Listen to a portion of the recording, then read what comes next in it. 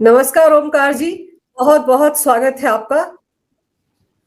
बहुत धन्यवाद आपका बुलाने के लिए और आपके सभी दर्शकों को भी मेरा नमस्कार।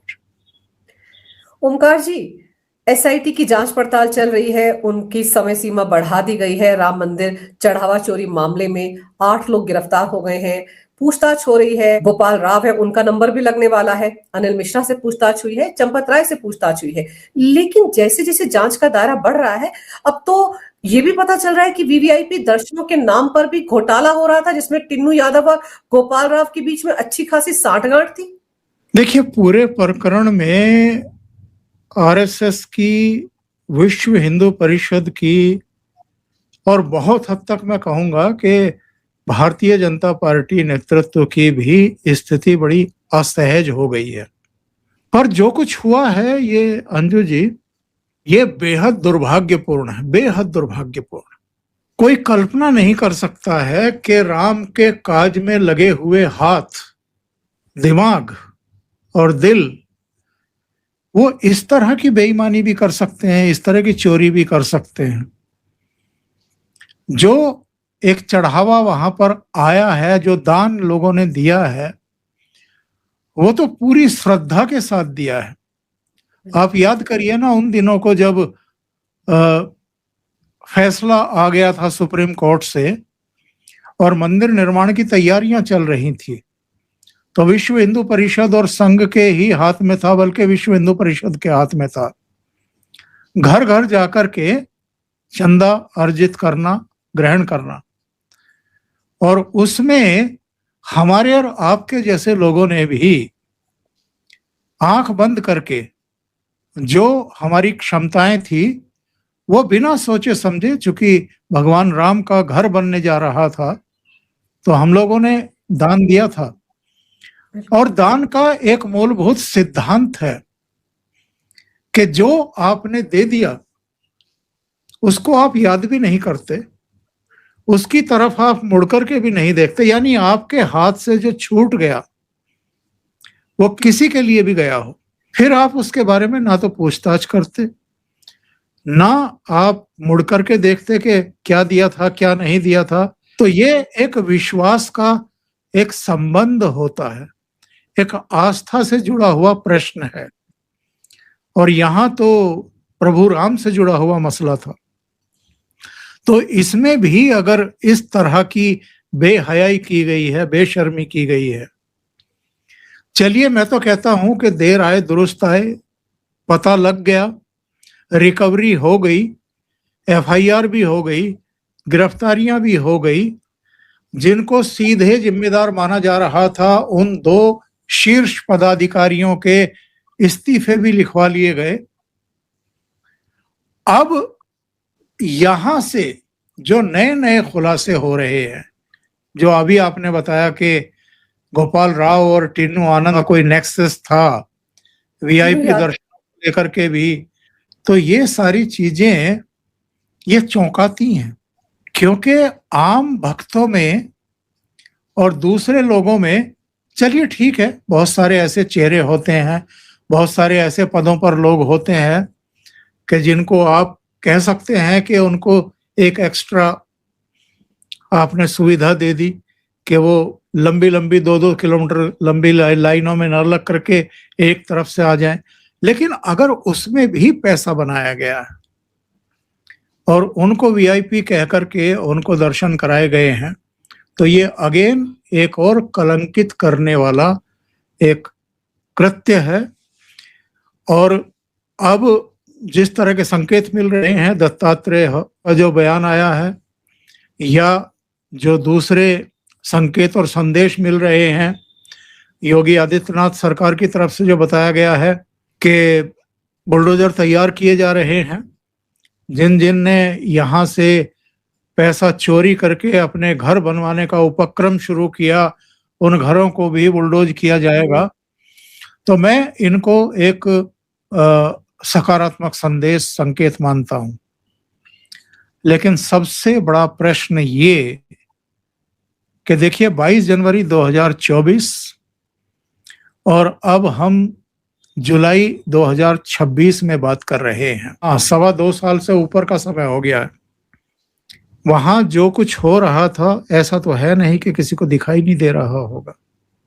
क्या आंखें जानबूझ करके मूंद ली गई थी या होने दिया गया?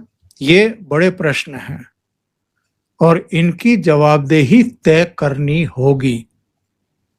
उन लोगों को भी कटघरे में खड़ा करना होगा जो इन सब चीजों के लिए जिम्मेदार थे। और मैं तो कहता हूं कि संघ का जो शीर्ष नेतृत्व है उसकी सीधे जिम्मेदारी होनी चाहिए थी मंदिर में। उन्होंने अपने आप को अलग क्यों रखा और 1, 2, 3 लोगों पर ही आंख मूंद करके भरोसा क्यों कर लिया? सबको पता था कि वहां करोड़ों लोग आ रहे हैं।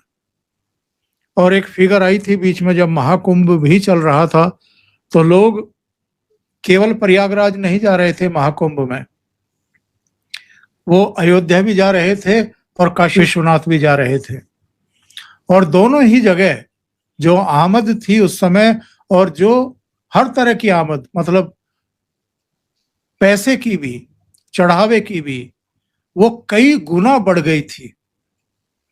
अयोध्या का जीएसटी कलेक्शन का उस समय फिगर आई थी कि जो उत्तर प्रदेश में सर्वाधिक कमाई वाले जिले हैं उनमें गाजियाबाद भी शीर्ष पर है, उससे भी ज्यादा जीएसटी कलेक्शन अयोध्या में हुआ था उन महीनों में। तो आप अंदाजा लगाइए कि साहब जब इतनी रकम आ रही थी, इतना कैश आ रहा था और उसमें अगर अमानत में खयानत होने लगे, जो गणना में लगे हुए थे, जिनको बैंकों में जमा करना था, वो पूरी टीम, वो पूरे पदाधिकारी जो कुछ कर रहे थे बस उनके ऊपर आप यकीन करके बैठे रहे। और उसका नतीजा आप देखिए कि अब कहाँ आकर के ये सारी चीजें पहुंच गई हैं और किस तरीके से अब वो लोग इस पर डर्टी पॉलिटिक्स कर रहे हैं जिनका मंदिर के निर्माण में, मंदिर के इस पूरे संघर्ष में, अदालतों में सुनवाई में और 22 जनवरी के प्राण प्रतिष्ठा समारोह में भी और उसके बाद भी शून्य कंट्रीब्यूशन रहा है। जो माहौल तो खराब करने में लगे रहे उस समय भी, जो सुप्रीम कोर्ट से ये कहते हुए दिखाई दिए कि 2019 के लोकसभा चुनाव से पहले फैसला मत दे दीजिएगा, भारतीय जनता पार्टी को इसका माइलेज मिल जाएगा। आज वही लोग बढ़ चढ़ करके इस मामले को उछालने की कोशिश कर रहे हैं। और क्यों कर रहे हैं? इनको लगता है 2024 के चुनाव से पहले, लोकसभा चुनाव से पहले जिस तरह हिंदुओं को, सनातनियों को हम विभाजित करने में कामयाब हो गए थे और उत्तर प्रदेश में 80 में से 43 सीटें समाजवादी पार्टी और कांग्रेस पार्टी जीतने में कामयाब हो गई थी और भारतीय जनता पार्टी की सीधे 32-33 सीटें घट गई थी, वो 33 पर आ गई थी। और इसका प्रभाव ये हुआ, नतीजा ये हुआ कि जो मोदी सरकार उत्तर प्रदेश के सहारे 2014 और 19 में पूर्ण बहुमत हासिल कर लिए थे, वो 2024 में 2040 पर अटक गई। तो इनको लगता है कि 2024 में जो करिश्मा हो गया था वो हम 2027 में भी दोहरा सकते हैं, बस हिंदुओं को बांटना ही तो है। तो वही काम ये इस समय कर रहे हैं। लेकिन सर, ये वही काम करें जिसके लिए जाने जाते हैं और विपक्ष यही करता है। मौका इनको किसने दिया? अगर ये चोरी की बात चंपत राय जी को बहुत पहले पता चल गई थी सर, तो उनको उसी वक्त पुलिस के साथ छापेमारी करने की बजाय एफआईआर दर्ज करवानी चाहिए थी। अगर वो एफआईआर दर्ज करते और नैतिकता के मापदंड को देखते हुए इस्तीफा दे देते उसी वक्त अपने पद से, तो जांच पड़ताल को होने देते निष्पक्ष तरीके से, तब शायद बात बन जाती। उन्होंने तो सब कुछ होने के बाद, रिकवरी करने के बाद 12 जून को बाकायदा एक वीडियो भी जारी कर दिया था कि कोई गड़बड़ी नहीं हुई, तो मामला तो वहीं से बिगड़ गया ना सर। और अब तो बात यहां तक आ गई है कि जमीन की खरीद फरोख्त जो मंदिर निर्माण में हुई है उसमें भी बढ़ चढ़कर पैसे के वारे न्यारे हुए हैं। उसमें भी बहुत सारे जो रिश्तेदार हैं मंदिर में जो लोग लगे हैं उन्होंने बहुत पैसा कमाया है। अब तो बात यहां तक हो गई है, एसआईटी अब उस एंगल से भी जांच पड़ताल कर रही है। तो मामला संभलने की बजाय आपको नहीं लगता कि बहुत फैल गया है? कई स्तरों पर अनदेखी हुई है, लापरवाही हुई है। मैंने पहले के वक्तव्य में भी कहा कि डे वन से संघ की इसमें सीधे भूमिका होनी चाहिए थी। वो इस आंदोलन से जुड़े भी रहे हैं। ये अलग बात है कि जब ये यज्ञ पूर्ण हो गया तो संघ ने कहा कि अब हम और किसी मुहिम का हिस्सा नहीं रहेंगे, यानी श्री कृष्ण जन्मभूमि की मुक्ति का जो अभियान चल रहा है उसका भी हिस्सा नहीं बनेंगे और किसी दूसरे का भी नहीं बनेंगे। एक में थे हम। तो संघ को अगर इसमें इन्वॉल्व नहीं होना था, दूरी बनाए रखनी थी, तो फिर ये केंद्र की जिम्मेदारी बनती थी जिसने इस ट्रस्ट की स्थापना की थी। केंद्र की जिम्मेदारी बनती थी कि वो इस पर निगरानी रखे और केवल चंपत राय को वहां के सीईओ की तरह काम करने की छूट ना दे, क्योंकि अगर करोड़ों लोग आ रहे हैं और करोड़ों का चढ़ावा चढ़ रहा है तो फिर उसके लिए तमाम दूसरी भी चीजें होती हैं, उनकी सब प्रबंध व्यवस्था करने के लिए वहां एक सीईओ की नियुक्ति होनी चाहिए।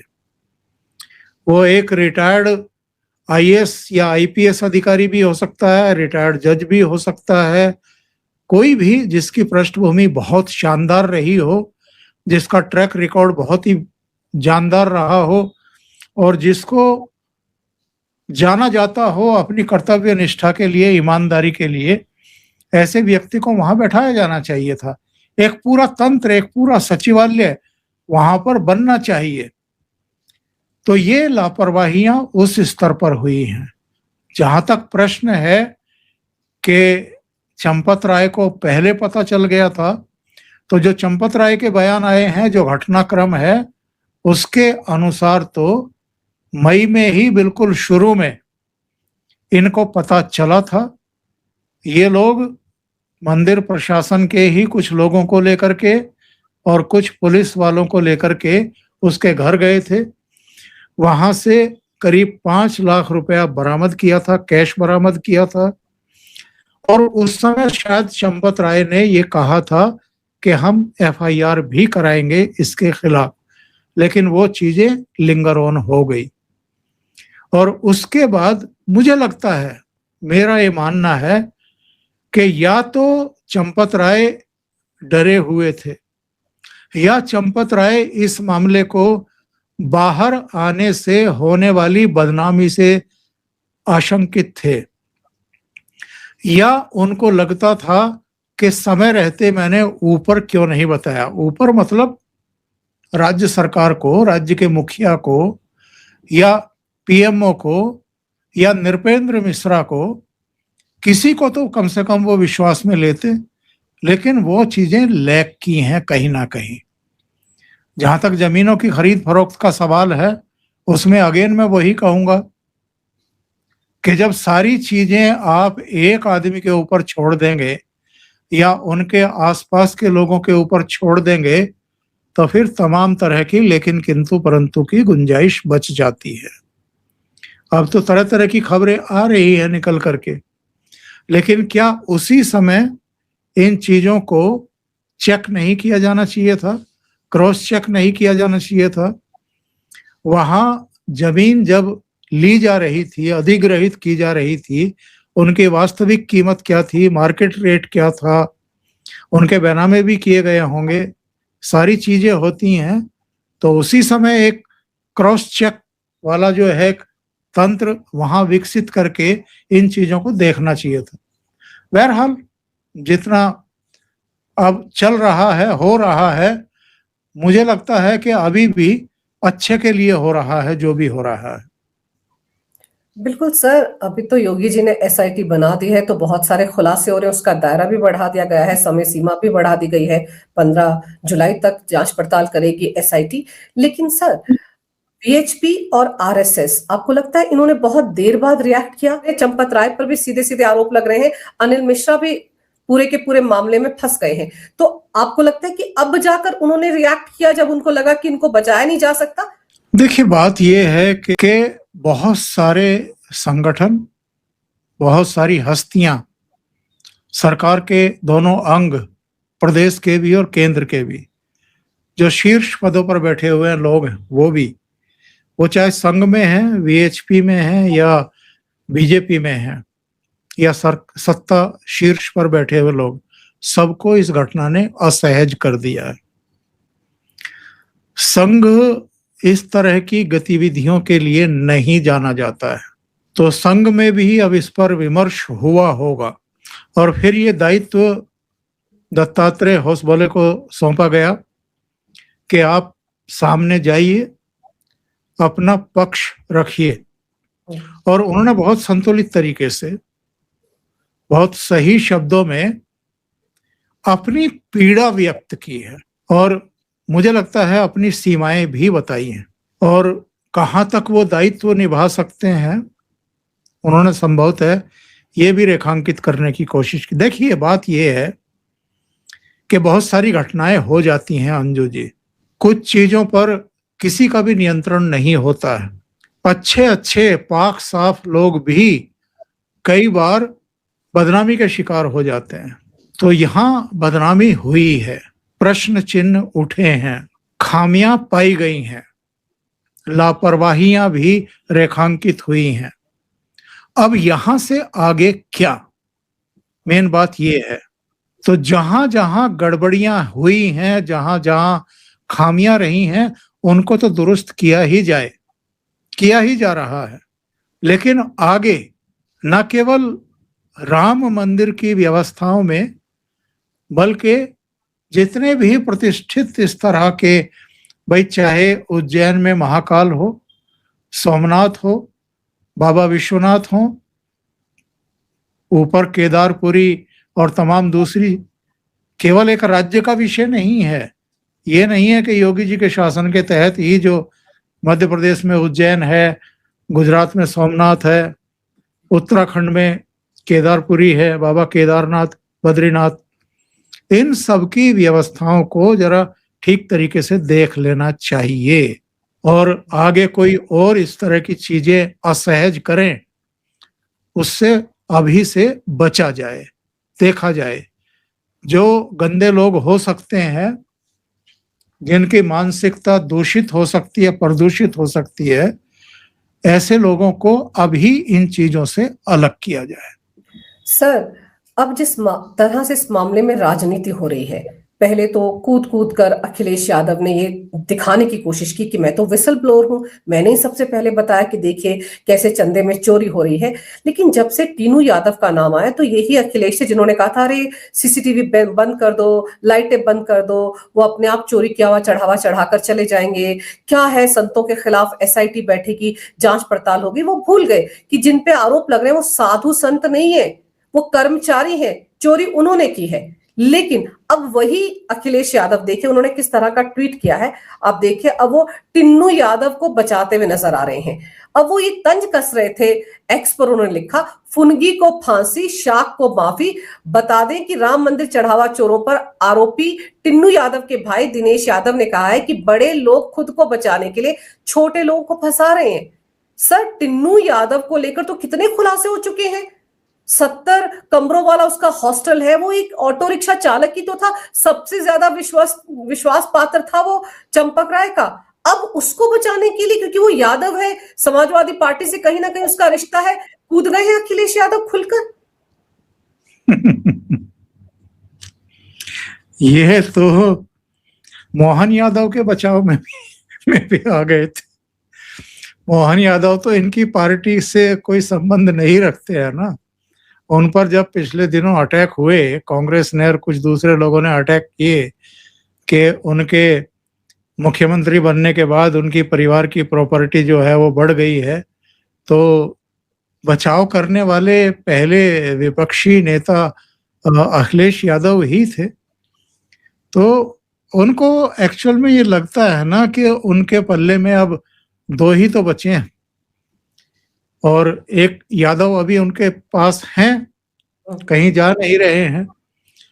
मुस्लिमों को लेकर के वो आशंकित रहते हैं, वो भी और कांग्रेस भी। दोनों को ही लगता है कि हम दोनों जब तक गलबैयां मिलते हुए दिखाई देंगे तब तक तो मुस्लिम एकजुट होकर के हमें वोट डालते रहेंगे, और अगर हम में भी मतभेद हुए तो कहीं ऐसा ना हो कि फिर 2009 जैसी स्थिति हो जाए। तब आपको याद है वो क्या घटना हुई थी, कल्याण सिंह और मुलायम सिंह यादव ने हाथ मिलाए थे आपस में, तो मुसलमान मुलायम सिंह से इतने नाराज हुए थे कि कांग्रेस पार्टी ने 21 सीटें जीत ली थी उत्तर प्रदेश से। तो इनको लगता है, ये डरे हुए रहते हैं, इसलिए इनको पता है कि कांग्रेस पार्टी का कोई किस्सा नहीं है उत्तर प्रदेश में, 2-2.5% वोट शेयर बचा है। और राहुल जी की बहन जी लड़की हूं लड़ सकती हूं नारा लेकर के गई थी, 40% महिलाओं को टिकट भी दिए थे, वो दांव भी उनका फेल हो गया था। 2 ही एमएलए जीत करके आए थे, यानी पिछले सदन में 7 थे और 5 घट गए थे। तो इनका तो देखिए खुला खेल फर्रुखाबादी है। अखिलेश यादव का, इनके पिताजी का, इनके चाचा ताऊ का, इन सब का जो असली राजनीतिक चरित्र है उसके तो सोशल मीडिया पर आजकल वीडियो वायरल हो रहे हैं जब से अखिलेश यादव ने ये बयानबाजी की है। आज रामगोपाल यादव का एक बयान आ गया सोशल मीडिया पर, वो राज्यसभा में बोल रहे हैं, शायद 91 की बात है, ये 92 की बात है, जिसमें वो कह रहे हैं कि गुंबद पर ये लोग चढ़ तो गए पर जिंदा नीचे नहीं उतरे। और बाद में चूंकि मुलायम सिंह यादव सरकार बनी थी तो उनका कहना ये है कि हम लोगों ने सबको पनिश करवाया, और अगर मुल्ला मुलायम कहना चाहते हैं तो शौक से कहें।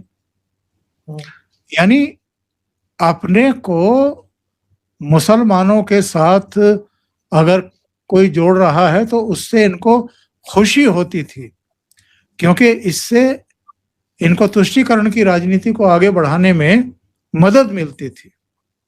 तो मुल्ला मुलायम अगर कोई कह रहा है तो इनको उससे संतोष मिलता था कि अच्छा हो रहा है।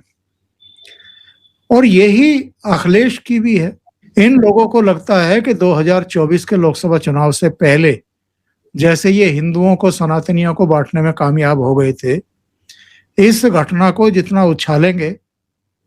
और केजरीवाल का गेम ये है कि पंजाब में अगर भारतीय जनता पार्टी आ गई और पूरी जान लगा करके लड़ी तो जो ट्रैक रिकॉर्ड है 2024 के लोकसभा चुनाव के बाद का, 11 विधानसभाओं के चुनाव हुए हैं, उनमें से 7 में अब तक भारतीय जनता पार्टी और एनडीए के सहयोगियों की सरकारें बन गई हैं। बंगाल जैसे स्टेट में भी भारतीय जनता पार्टी जीत गई है। तो सबके पेट का पानी ढीला हुआ पड़ा है। केजरीवाल को लगता है कि पंजाब में आम आदमी पार्टी के लिए चुनौती इस बार कांग्रेस नहीं है, भारतीय जनता पार्टी है। तो इसलिए उनके अटैक सीधे सीधे राम मंदिर चढ़ावे में हुए जितने भी गड़बड़ियां हैं उनको लेकर के निशाने पर उनके वहां का मंदिर प्रशासन नहीं है या चंपत राय या दूसरे लोग नहीं है, सीधे प्रधानमंत्री हैं। प्रधानमंत्री ही स्टार प्रचारक रहने वाले हैं पंजाब में, ये बात हमेशा ध्यान रखिए। इसीलिए वो उनको टारगेट कर रहे हैं। लेकिन सर मैं फिर से अखिलेश के मुद्दे पर आपको लाऊंगी। अखिलेश यादव ने कहा, टिन्नू को निर्दोष बताते हुए कहा कि चंपत राय और अनिल मिश्रा ने फंसाया है। उन्होंने आगे कहा कि पूरे मामले की निष्पक्ष जांच होनी चाहिए। टिन्नू यादव तो राम मंदिर में सेवा दे रहे थे, उन्होंने कोई चोरी नहीं की है। राम मंदिर में चढ़ावे और दान की कथित हेराफेरी के मामले में भले ही गिरफ्तार हो गए हो, लेकिन ये निर्दोष है। तो सर अब बचा क्या कहने के लिए टिन्नू यादव के लिए? आप सोचिए कितने खुलकर खेल रहे हैं उनके पक्ष में ये अखिलेश यादव, और दूसरी तरफ अगर आप बात करें उद्धव ठाकरे की, तो देखिए उनका भी हिंदुत्व जाग उठा है। अब वो आज से 5 जुलाई से राम रक्षा आंदोलन शुरू कर रहे हैं सर। दादर में हनुमान मंदिर में बैठकर हनुमान चालीसा का पाठ करेंगे यूबीटी के कार्यकर्ता। वो उद्धव ठाकरे जिन्होंने मातोश्री के सामने नवनीत राणा को हनुमान चालीसा का पाठ नहीं करने दिया था जब वो खुद सीएम थे, उनको गिरफ्तार करवा दिया था, उनको अब हनुमान चालीसा याद आ रही है। देखिए, ये सब मौके की तलाश में थे, मौका बनाने की कोशिश कर रहे हैं। टीनू यादव पर एफआईआर हो गई है, गिरफ्तारी हो गई है, जांच पड़ताल हो रही है। अब एजेंसियों पर ये दायित्व छोड़ दें, अखिलेश यादव अपनी तरफ से प्रमाण पत्र ना दें, खुद जांच एजेंसी ना बने, खुद कोर्ट ना बने और खुद फैसला ना सुनाए जज बन करके। तो ये काम जिनका है उन्हीं को साजे और नहीं तो डंडा बजे। तो आप अपनी वोट के लिए अगर किसी को प्रमाण पत्र दे रहे हैं, क्लीन चिट देने की कोशिश कर रहे हैं, तो इससे कुछ होने वाला नहीं है, होने जाने वाला नहीं है। एजेंसियां हैं, कोर्ट कचहरी है, अब वो अपना काम करेंगी। जहां तक उद्धव ठाकरे का सवाल है, तो भाई बस गोल टोपी लगा करके कभी कैमरों पर नहीं आए, बाकी तो कोई कसर बाकी छोड़ी नहीं उन्होंने। वो तो उसी जमात में शामिल है ना अंजू जी, जो 22 जनवरी 2024 के बाद से अयोध्या में आकर के झांके भी नहीं है। वो तो नहीं आए। उनके पिताजी इस राम मंदिर आंदोलन से जुड़े हुए थे, तब की शिवसेना भी जुड़ी हुई थी। जब विवादित ढांचे का विध्वंस हुआ था तब भी शिवसैनिक वहां मौजूद थे। लेकिन इनका क्या कंट्रीब्यूशन है? कोई कंट्रीब्यूशन नहीं है। ये काफी समय पहले दर्शन के लिए जरूर गए थे एक बार, और आदित्य ठाकरे भी गए थे, लेकिन प्राण प्रतिष्ठा के बाद गए क्या? और अगर नहीं गए तो अब ये जो कुछ भी ड्रामेबाजी कर रहे हैं, बांद्रा में या दादर में या कहीं भी बैठ रहे हैं, इसको सिर्फ और सिर्फ ड्रामेबाजी कहा जाएगा। और ये सब क्यों हो रहा है? क्योंकि इनको पता है कि ये गलत पाले में चले गए हैं। इनको पता है कि इनको महाराष्ट्र की जनता क्यों इतना क्रिटिसाइज कर रही है और क्यों इनकी निंदा कर रही है, क्यों इनके खिलाफ चली गई है। क्योंकि लोगों की तो शिकायत ही ये है कि कहाँ तो बाला साहब ठाकरे थे, जिन्होंने पाकिस्तान का मैच रोकने के लिए अपने शिवसैनिकों को भिजवा करके पिच खुदवा दी थी रात को। और कहाँ ये जो मुसलमानों की खुली पैरवी करते हैं, क्योंकि इनको लगता है कि अब तो उन्हीं के वोट का आसरा है। और कुल मिलाकर के तो इन सब का प्रयास वही है ना कि इनको लाभ मिलेगा कि नहीं मिलेगा वो छोड़ो, लेकिन आगे को, यानी महाराष्ट्र गिलहरी की दौड़ बिटोड़े तक, तो महाराष्ट्र की ही वो चिंता करेंगे आगे की। तो वो महाराष्ट्र की चिंता कर रहे हैं कि महाराष्ट्र की जो हिंदू जनता है, सनातनी जनता है, उसको मैं किसी तरीके से समझा सकूं कि देखो राम मंदिर को लेकर के, उसकी पवित्रता को लेकर के, शुद्धता को लेकर के मैं कितना चिंतित हूं, मैं बिल्कुल मरा ही जा रहा हूं। तो कुल मिलाकर के कोशिश ये, लेकिन जो एक बार अपनी विश्वसनीयता खो देता है, ये काठ की हांडी बार बार चढ़ती नहीं है। तो यही संकट उनके सामने भी है। सर, ये सब तो राजनीति कर रहे हैं, अपने अपने वोट बैंक को खुश करने के लिए ड्रामेबाजी कर रहे हैं, लेकिन दिग्विजय सिंह क्या कर रहे हैं सर? बड़े जोर शोर से कह रहे हैं मैंने तो 1,11,000 रुपए दान में दिए थे, मुझे रसीद भी मिल गई थी, लेकिन अब मैं अयोध्या कोर्ट में केस करूंगा कि मुझे मेरा वो दान में दिया हुआ पैसा वापस मिले। इसके लिए मैं उज्जैन से अयोध्या तक एक पदयात्रा निकालूंगा। सर, अब ये कैसी बचकानी बातें हैं? मैंने आपको बताया था शुरू में कि जो दान दे देता है कहीं, वो मुड़ करके भी वापस नहीं देखता है। वो ये याद भी नहीं करना चाहता है कि मैंने क्या दिया था। रसीदें तो हमारे यहाँ भी रखी होंगी, लेकिन हमने तो फिर खोल करके दोबारा नहीं देखा उनको। बिल्कुल। हमने नहीं देखा। हमने वो इनकम टैक्स डिपार्टमेंट को भी नहीं दिया जब आईटीआर फाइल करते हैं, क्योंकि ये हमारी श्रद्धा और हमारे आस्था से जुड़ा हुआ मामला है। हम कहीं कन्यादान भी देते हैं और कहीं ये देखते हैं कि थोड़ा सा वो उसकी माली हालत बहुत अच्छी नहीं है तो कुछ ज़्यादा भिजवाते हैं कि चलो इसी बहाने उसको थोड़ा सहारा मिल जाएगा। कन्या का मामला है, कन्या की शादी का मामला है। तो आप कितने निकृष्ट आदमी हैं, किस तरह की सोच के आदमी हैं, इसी से पता लग जाता है कि आप उसे वापस लेने की बात कर रहे हैं। वो केवल अपने 1 लाख रुपए लेने की बात नहीं कर रहे हैं अंजू जी, वो बाकी लोगों को भड़काने और उकसाने की कोशिश कर रहे हैं कि जिन्होंने भी दान दिया है वो सब यही काम करना शुरू करें कि वहां इतने लिटिगेशन हो जाएं, इतने मुकदमे अदालतों में हो जाएं और सब जो हैं ये कहें कि साहब हमारा पैसा भी वापस दो, हमारे जेवर भी वापस दो। तो इस देश में अभी भी सनातनी जो श्रद्धा और आस्था के साथ इस तरह की दान दक्षिणा देते हैं वो इतने नीच स्तर के लोग नहीं हैं, और ना ही सनातनी परंपरा रवायतें ऐसी रही हैं।